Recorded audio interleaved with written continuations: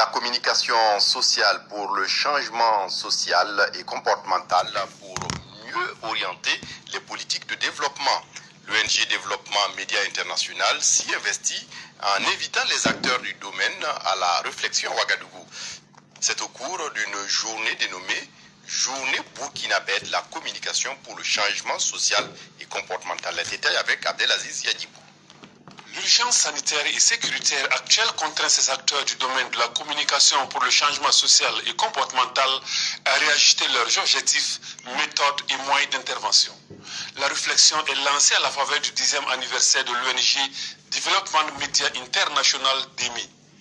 10 ans d'action de communication pour un changement social et comportemental qui participe de l'amélioration du quotidien des communautés, notamment celles des confins du Burkina.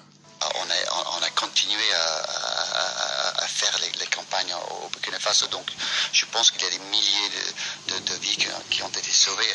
Et en plus, le deuxième essai randomisé qu'on a fait, c'est pour le planning familial, et il y avait augmentation de 20% des femmes qui utilisent les contraceptions modernes. Partager les idées et les expériences en vue de contribuer efficacement à relever les défis de développement de l'heure.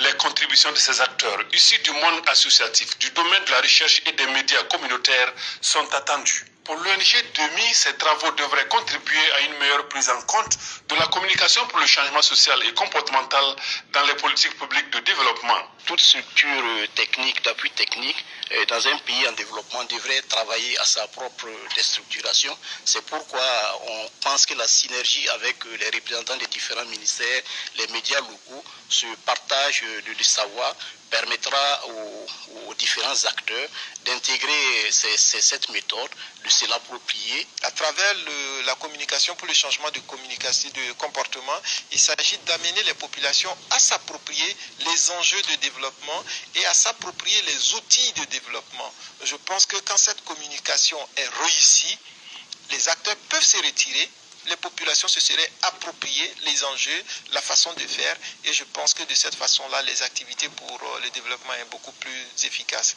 Donc, en tant que Conseil supérieur de la communication, nous ne pouvons que saluer cela. L'état des lieux de la communication pour le changement social et comportemental au Burkina, le partenariat entre structures du domaine, les enjeux et perspectives